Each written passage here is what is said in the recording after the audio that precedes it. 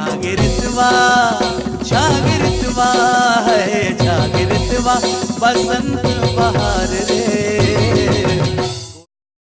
एक कवि सम्मेलन आरजे रमजान टीवी की ओर से पुनः अब कवियों के साथ हम जुड़ते हैं इस स्वागत और सत्कार के बाद। और कवि सम्मेलन की विधिवत शुरुआत सरस्वती वंदना हो चुकी है। मैं कवि सम्मेलन को उस कवि से शुरू करना चाहूँगा जो मेरी दाहिनी ओर बैठे हुए हैं। लग रहा है बहुत हैंडसम कवि है, लग रहा नहीं है, जब ये टोपी निकालेंगे तब पता चलता है कि ये है थे। और आप लोग जानते ही हैं कि ये मोबाइल का जमाना है और मोबाइल का बड़ा ये प्रेमी कवि है। इन्हें पूरा मोहल्ला बहुत प्यार करता है और कहा जाता है कि जीवन में दो लोग बहुत प्यार करते हैं। अगर बच्चे को तो उनके अगर माँ प्यार करे तो सर पे घने घने बाल निकल आते हैं, पत्नी बहुत प्यार करे तो घने घने काले बाल झड़ जाते हैं। लेकिन ये ऐसा कवि है जिसे पूरा मोहल्ला प्यार करता है और जिसके पूरे बाल भर चुके हैं, झड़ चुके हैं, और उस कवि को कहते हैं अभिषेक जैन।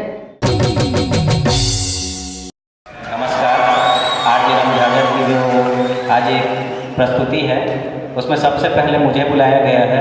अभी तक देवेंद्र भाई ने सबका परिचय दिया है, एक परिचय मैं भी दे देता हूँ कि देव है देवेंद्र है और यहाँ महेंद्र है। देव है देवेंद्र है और यहाँ महेंद्र है। मैं सबका अजीज हूँ इसलिए प्रसन्न हूँ।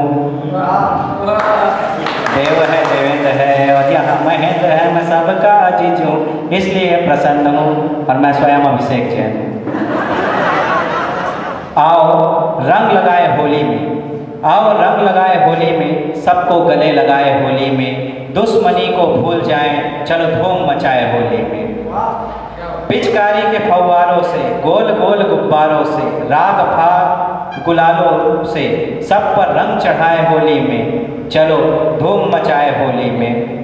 भांग होगा मिठाइयाँ होगी, दिल में ना तन्हाइयाँ होगी, मस्तियों की टोलियाँ होगी, आज सब अपनाए होली में, चलो धूम मचाए होली में। और होली में मैं स्वयं ऐसा सोचता हूँ कि गोपियों का गोपाल बन जाऊँ, गोपियों का गोपाल बन जाऊँ, मैं स्वयं रंग गुलाल बन जाऊँ, ये सारी जमी ब्रज बन जाए, मैं सबको लुभाऊँ होली में, चलो धूम मचाए होली में, चलो धूम मचाए होली में।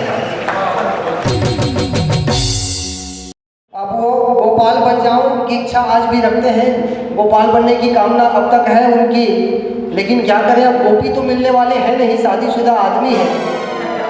अब इस तरह से बाबा जी लोग को आप देख ही रहे हैं। हमारे बीच में एक दादाजी बैठे हैं, हालांकि दादाजी नहीं है कुछ। अब मैं कुछ लोगों का शौक बता देता हूँ।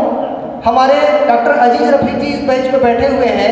हम सब लोग अक्सर बाल काला करा के बैठते हैं, वो आदमी जवान है वो बाल सफ़ेद करा के बैठे हैं। वो हमारे इस मंच के सयाने हैं, इसलिए कहा कि अपने को किसको बुजुर्ग बनाया जाए, तो कहा कि ऐसा करते हैं कि आप मेरा बाल सफ़ेद कर दो और मैं आपके बीच में कवि सम्मेलन की अध्यक्षता करूँगा। तो इस तरह से बैठे हुए हैं। मैं चाहूँगा कि भाई अभिषेक जैन अपनी दूसरी कविता पढ़ें। चूँकि मुझे सब माँ के कवि के नाम से जानते हैं, क्योंकि मैं माँ की कविताएं लिखना बहुत ज़्यादा पसंद करता हूँ और देवेंद्र भाई की इच्छा है कि मैं एक माँ वाली कविता पढ़ूँ कि वो सोती नहीं थी मुझे सुलाने से पहले, वो सोती नहीं थी मुझे सुलाने से पहले, मैं जाग नहीं पाता था उसके जगाने से पहले।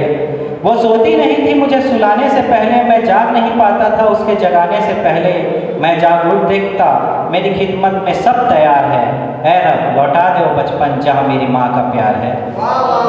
ऐ रब लौटा दो बचपन जहाँ मेरी माँ का प्यार है। नहलाती धुलाती तैयार कर मुझे स्कूल भेजा करती थी, मेरे लिए मेरी माँ पल पल सहेजा करती थी। आज भी उसके लोरियों की थाप मेरे कानों में बसती है और वही नींद पाने को मेरी आंखें तरसती है। बोल दे रब क्या कीमत है, बोल दे रब क्या कीमत है, मुझे सब स्वीकार है, ऐ रब लौटा दो बचपन जहाँ मेरी माँ का प्यार है।